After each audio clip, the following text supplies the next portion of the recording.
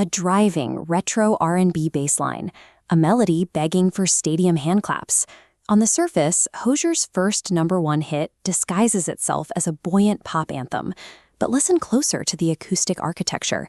Hidden behind the catchy rhythm is a gothic confession of gluttony, punctuated by the unmistakable rhythmic tolling of a funeral bell.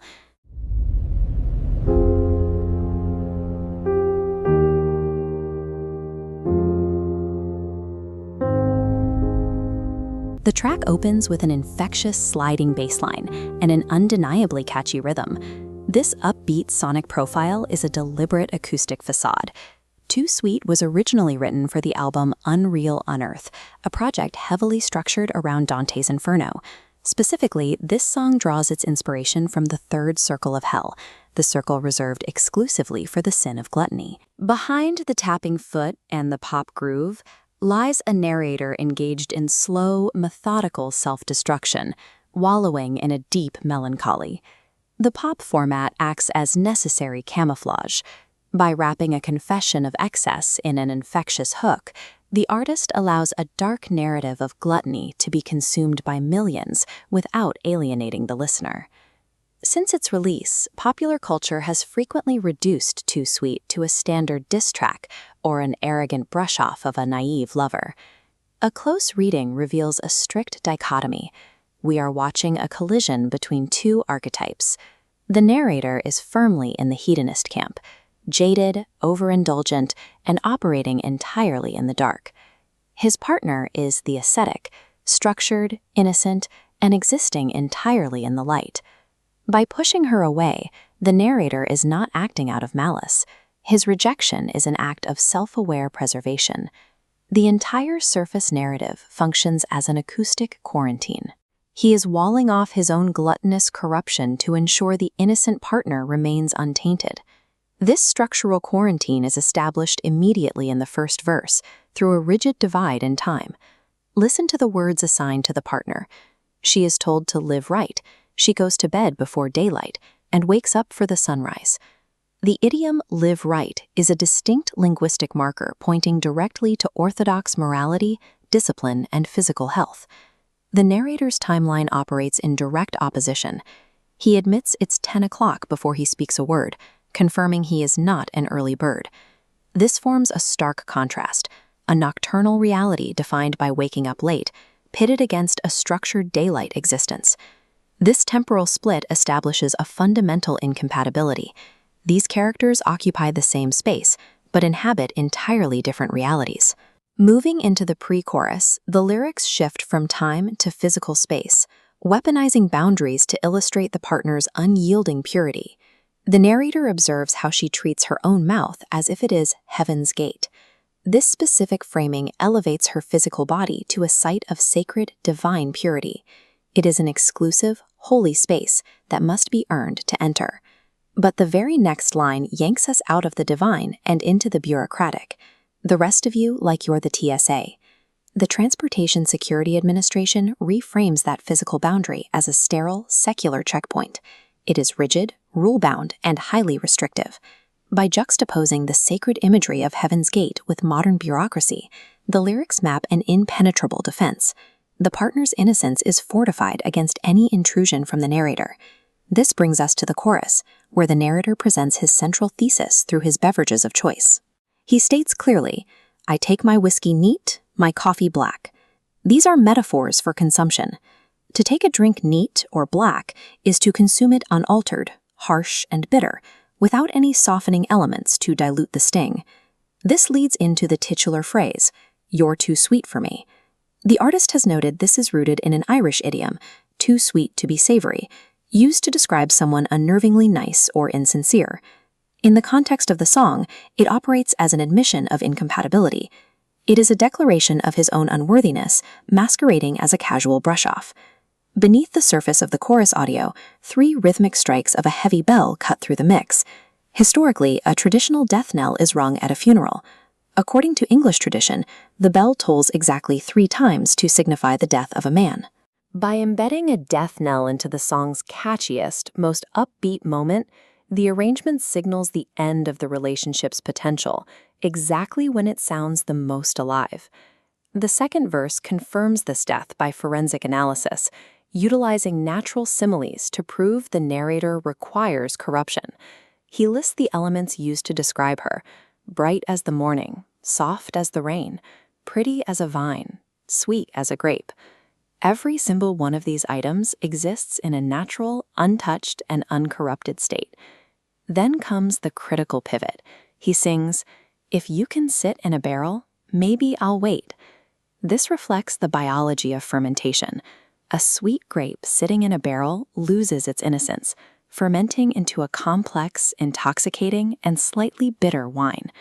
The narrator cannot engage with the pure grape.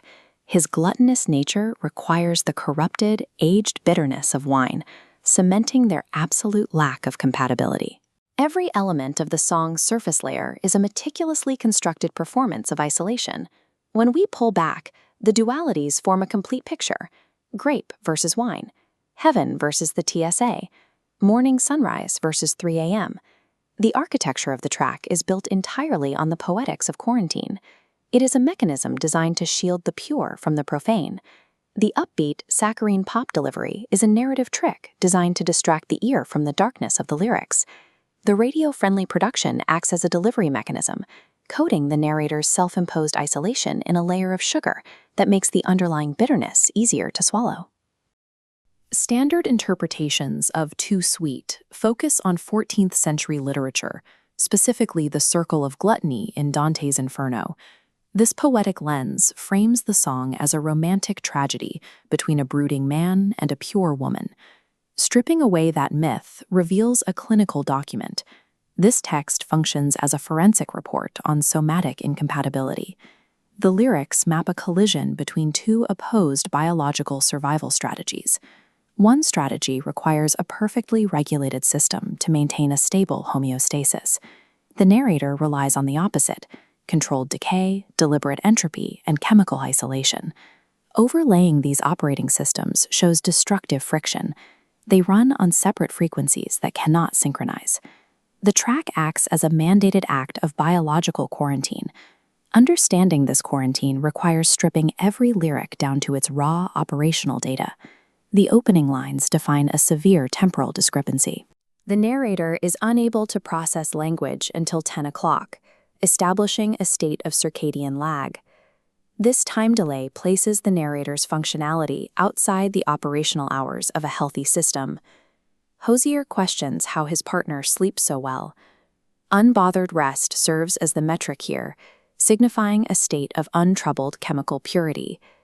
The demands to live right and go to bed exert systemic pressure to follow a rigid behavioral protocol. Waking up for the sunrise is seen as a synthetic optical performance. By suggesting she shouldn't pretend, the narrator classifies her optimization as an act.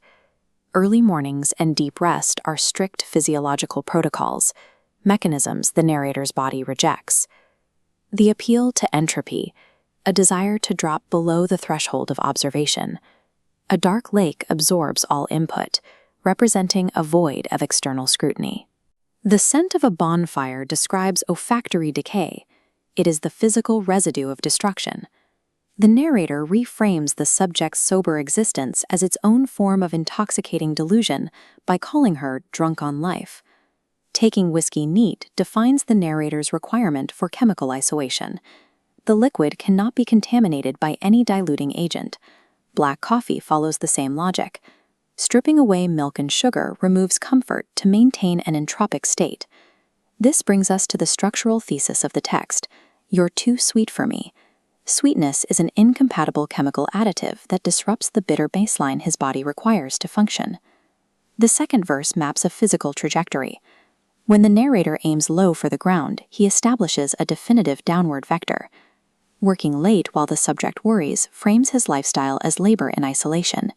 Her worry is the heat and friction generated by two misaligned behavioral gears grinding together. The lyrics describe a mouth like Heaven's Gate and a body like the TSA. This is anatomical border control. The mouth acts as a sanctified inlet, regulated to grant entry only to pure entities. The narrator wishes he could go along, a cold acknowledgement of transactional failure. His entropic nature cannot cross her borders without triggering a systemic alarm. The subject's body is a hyper-regulated transit zone that cannot safely process the narrator's presence. The outro defines the partner by her raw botanical state, bright, soft, and sweet as a grape. She is an unharvested crop with high sugar vulnerability. The suggestion to sit in a barrel reveals the fermentation mechanic driving the song's logic. Grapes are only palatable to the narrator once they undergo time, darkness, and decay. He is waiting for her purity to rot and ferment into alcohol. His system can only digest her through a process of maturation via degradation. The macro data mapping these incompatible survival strategies remains clear. Stripped of its poetic presentation, the text details a biological containment strategy. The narrator recognizes the danger of his own entropic weight. Merging requires either contaminating her system or forcing himself into a homeostasis his body rejects. The final choice made in the text is quarantine via chemical isolation. The narrator opts to drink alone in the dark rather than wait for the world to rot her down to his baseline. The clinical bones of the song mandate permanent separation. Complete isolation is the only cure for extreme sweetness. Every song has a hidden architecture. If you want to look beneath the surface, you belong here. Subscribe, enter the archive, and let's decode the next one together.